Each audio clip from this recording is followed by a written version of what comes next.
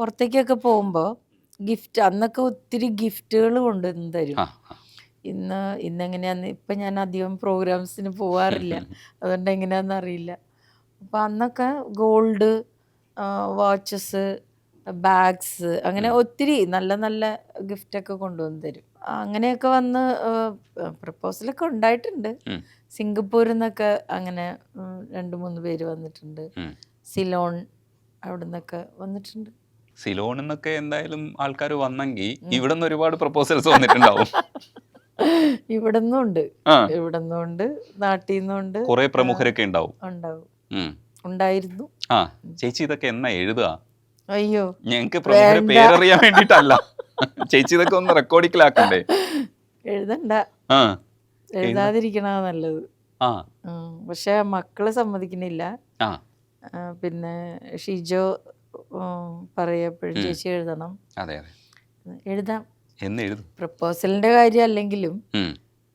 ഞാൻ വന്ന വഴികള് അത്ര എളുപ്പ വഴികളായിരുന്നില്ല. അല്ല, ചിലരൊക്കെ മനസ്സിലാക്കുന്നത് ഇപ്പോൾ ചേച്ചിയുടെ ഒരു 180 കഴിഞ്ഞുള്ള പാട്ട്, കൃത്യമായിട്ട് 182 എന്ന് വേണമെങ്കിൽ തൽക്കാലം കണക്ക് കൂട്ടാം.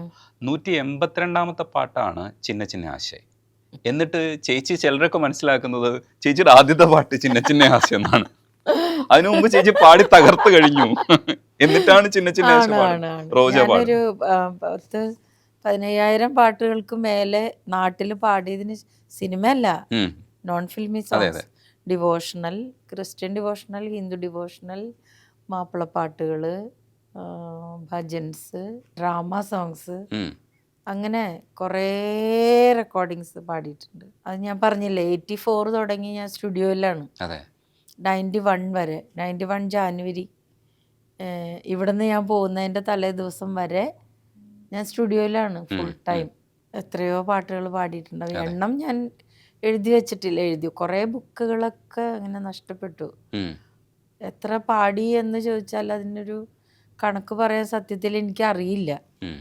അതിനു വീണ്ടും പാട്ടുകൾ പാടിയിട്ടുണ്ട് എന്ന് പറയുന്നത് ഒരു ചെറിയൊരു കാര്യമായിട്ട് ചിലപ്പോൾ തോന്നും. പക്ഷേ പാടിയതെല്ലാം നമ്മുടെ ഈ മണ്ണിലെ, മലയാള മണ്ണിലെ ലെജൻസിൻ്റെ കൂടെ ആയിരുന്നു.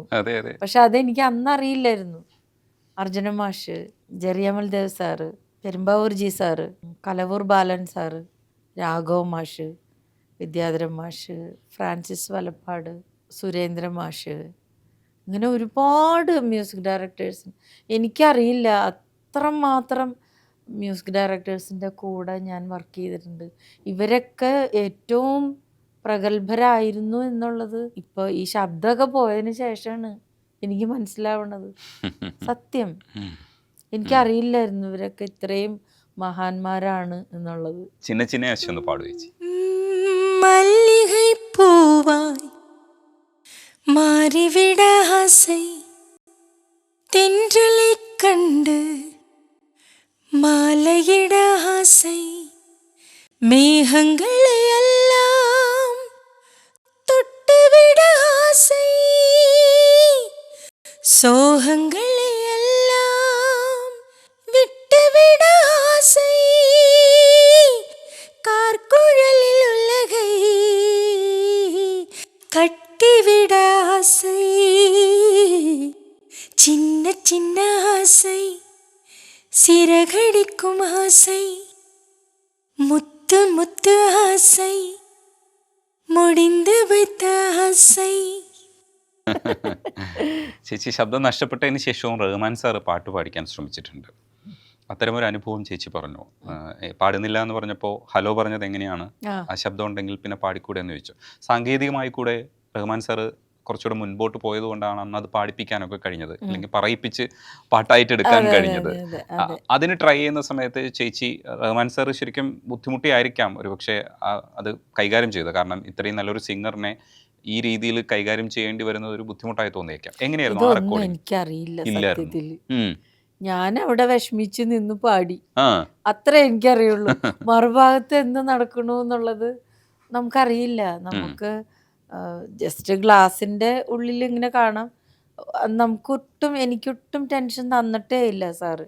ഭാരതിരാജ സാർ ഉണ്ടായിരുന്നു അന്ന് പാടിക്കൊണ്ടിരിക്കുമ്പോൾ. സാറ് ഭയങ്കര വിഷമായി സാറിന്. ഞാൻ ഈസി ആയിട്ട് പാടുന്നത് കണ്ടിട്ടുള്ള ആളാണല്ലോ. ഉം, ഉം, അപ്പോൾ പാടി കഴിഞ്ഞപ്പോൾ സാരമില്ല, നീ വിഷമിക്കണ്ട, ശരിയാകും, ആ, എന്ത് പറ്റി നിനക്ക് എന്ന് എന്നോട് വന്ന് എന്നാച്ചുമ്മ ഉനക്ക്, ഉം, ഏൻ കുരൽ ഇപ്പിടി ആച്ച് ഉനക്ക് എന്ന് ചോദിച്ചിട്ട് കുറെ വിഷമിച്ച് സാറന്ന്. ഉം. എന്തു പറയാനാ, ഞാൻ വെറുതെ നോക്കി നിന്നു, അത്രേ ഉള്ളൂ. ഉം. ഈ വാർത്തകളെ കുറിച്ച് പറയുമ്പോൾ ചേച്ചി അന്ന് എത്രത്തോളം ശ്രദ്ധിക്കുമായിരുന്നു എന്ന് എനിക്ക് അറിഞ്ഞൂടാ. ചേച്ചിക്ക് ഈ ഫോട്ടോ എന്താണെന്ന് ഓർമ്മയുണ്ടോ? ഇതൊന്ന് പറയുമോ ചേച്ചി? ഇത് ഇത് ഏതിന്റെ? ഇത് ചിന്ന ചിന്നാസെ പാടിയതിന് ശേഷം ഈ റോജ റിലീസാകുന്നതിന് മുൻപുള്ള ഒരു ഫോട്ടോ എടുക്കാൻ വരണം എന്ന് പറഞ്ഞിട്ട് വിളിച്ചിട്ട് ഫോട്ടോയ്ക്ക് വേണ്ടി ചെന്നതാണ്. സുജാത ചേച്ചിയും വിളിച്ചു ചേച്ചി വരുത്തി. ഉണ്ടായിരുന്നു, ഉം, സുജാത ചേച്ചി ഉണ്ടായിരുന്നു. ഉം. അടിപൊളി. ഉം. അപ്പൊ ഫോട്ടോയ്ക്ക് വേണ്ടി തന്നെ ചെയ്തതാണ്. അതെ, അത് മാഗസീനിന്റെ ഫോട്ടോയ്ക്ക് ആ വേണ്ടിയിട്ടാണ്. മാഗസിന് വേണ്ടി. അന്ന് പലതരത്തിലുള്ള റൈറ്റപ്സ് ഇങ്ങനെ വന്നുകൊണ്ടേയിരുന്നു അതെ, ചേച്ചിയെ ഇത് കുറിച്ച്. ദുബായ് ഷോ ആണ്. ആ ദുബായ് ബാലുങ്കളുടെ കൂടെ. ആ തമിഴിലൊക്കെ ഒത്തിരി വാരികകളുണ്ട്. ഉം. ഇപ്പോൾ കുമുദം എല്ലാ വാരികകളിലും ചേച്ചിയെക്കുറിച്ചുള്ള റൈറ്റപ്സ് വന്നിട്ടുണ്ട്. ഉം. നിങ്ങൾ ഇവിടുത്തെ ഗായികമാരെ കുറിച്ച്, സുജാത ചേച്ചി, മിൻ ചേച്ചി, ഓ, അങ്ങനെ മലയാളികളായിട്ടുള്ള ഗായകർ അവിടെ പോയിട്ട് ഉം. തെന്നിന്ത്യ മുഴുവൻ മലയാളികളാണല്ലോ അവിടെ. അതെ, അതിനെക്കുറിച്ചൊക്കെ ഉള്ള വാർത്തകൾ വന്നിട്ടുണ്ട്. ഉം. അതേ സമയത്ത് തന്നെ ഇപ്പോൾ ചേച്ചി ചിന്ന ചിന്ന ആശ പാടിയതിന് ശേഷം മലയാളത്തിൽ തുടർച്ചയായിട്ട് പാടുന്നുണ്ടായിരുന്നു. ഉം. പക്ഷെ മലയാളത്തിൽ ആ സമയത്ത് ചേച്ചി എങ്ങനെയാണ് ഉപയോഗിച്ചതെന്നാണ് ചേച്ചി മനസ്സിലാക്കണം. കൂടുതൽ പാട്ടുകൾക്ക് വേണ്ടിയിട്ട് ഉപയോഗിച്ചിട്ടുണ്ടായിരുന്നോ? അതേ ചേച്ചിക്ക് തിരക്കായി പോയതുകൊണ്ട് ഉപയോഗിക്കാതെ പോയതാണോ? ഇതൊന്നും എനിക്കറിയില്ല രജനീഷേ, ഞാൻ ഇതിനെക്കുറിച്ച് ഒന്നും ചിന്തിക്കാറില്ല. ഉം, ഞാൻ വെറുതെ പറയണതല്ല അത്.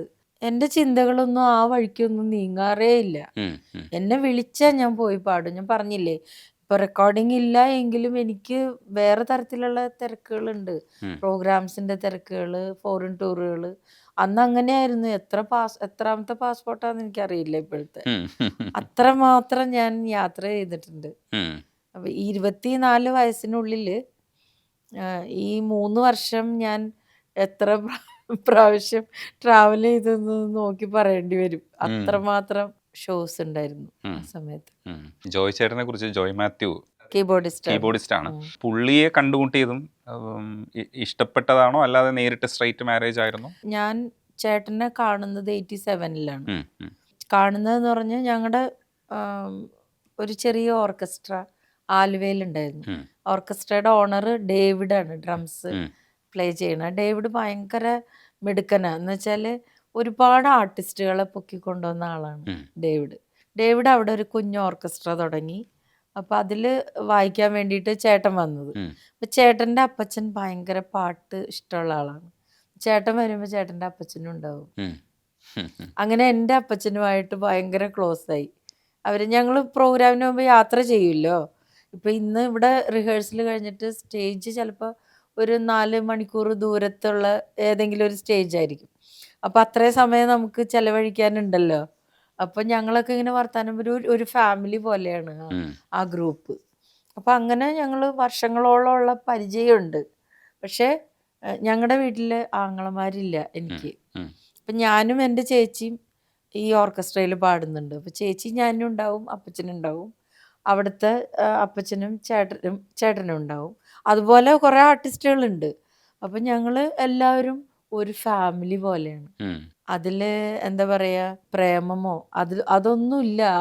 ഭയങ്കര നല്ല ഒരു ഫ്രണ്ട്ഷിപ്പിൻ്റെ ഒരു പവർ ആ ഓർക്കസ്ട്രയ്ക്ക് ഉണ്ടായിരുന്നു. ഞങ്ങളിപ്പോഴും അങ്ങനെ തന്നെയാണ്. അവരെല്ലാവരും ഞങ്ങളുമായിട്ട് കണക്ഷൻ ഉണ്ട് ഇപ്പോഴും. അപ്പം അങ്ങനെ കുറേ നാൾ കഴിഞ്ഞു. ഞാൻ ചെന്നൈക്ക് പോകുന്നതിന് ശേഷം എൻ്റെ അപ്പച്ചന് ഞാൻ പറഞ്ഞില്ലേ ഹാർട്ട് പേഷ്യൻ്റായി. അപ്പോൾ ഫസ്റ്റ് അറ്റാക്ക് വന്ന സമയത്ത് ഇവിടെ നിന്ന് ചേട്ടൻ്റെ അപ്പച്ചൻ കാണാൻ വന്നു. അപ്പച്ചൻ ICUലായിരിക്കുമ്പോൾ അന്ന് ICUയിൽ വെച്ചാണ് ഞങ്ങളുടെ കല്യാണം നിശ്ചയിക്കുന്നത്. ഓ, അടിപൊളി. ഞാനും ചേട്ടനും ഇത് അറിഞ്ഞിട്ടേ ഇല്ല. അപ്പം ഞങ്ങൾ എങ്ങനെയാന്ന് വെച്ചാൽ തൃശ്ശൂർ സൈഡിൽ ഞാനും ചേച്ചിയും പ്രോഗ്രാമിന് പോയാൽ ഞങ്ങളുടെ വീട് ആലുവയിലാണല്ലോ. അപ്പം തൃശ്ശൂരിൽ നിന്ന് ആലുവ വരെ വരാൻ, അല്ലെങ്കിൽ ആ പരിസരത്ത് കൊരട്ടി പരിസരത്തൊക്കെയാണ്, കൊരട്ടിയിലാണ് ചേട്ടൻ്റെ വീട്. അവിടെയൊക്കെ പ്രോഗ്രാം ആണെങ്കിൽ ഞങ്ങൾ രാത്രി ചേട്ടൻ്റെ വീട്ടിലാണ് ഉറങ്ങുക. അപ്പോൾ അമ്മച്ചി ഞങ്ങൾ ചെല്ലണമെന്ന് നോക്കിയിരിക്കും. നല്ല ഫുഡൊക്കെ ഉണ്ടാക്കി തരും അവിടുത്തെ അമ്മച്ചി, ചേട്ടൻ്റെ അമ്മച്ചി. അപ്പം ഞങ്ങൾ അവിടെ കിടന്നു, ഞാനും ചേച്ചി അവിടെ ഉറങ്ങും. പിറ്റേ ദിവസം രാവിലെ ഞങ്ങളെ ചേട്ടനോ അല്ലെങ്കിൽ ചേട്ടൻ്റെ ബ്രദറോ ആരെങ്കിലും ഞങ്ങളെ കൊണ്ടുവന്ന് വീട്ടിലാക്കും. അങ്ങനെ അത്രയും അറ്റാച്ച്ഡ് ആയിരുന്നു ആ ഫാമിലിയായിട്ട്.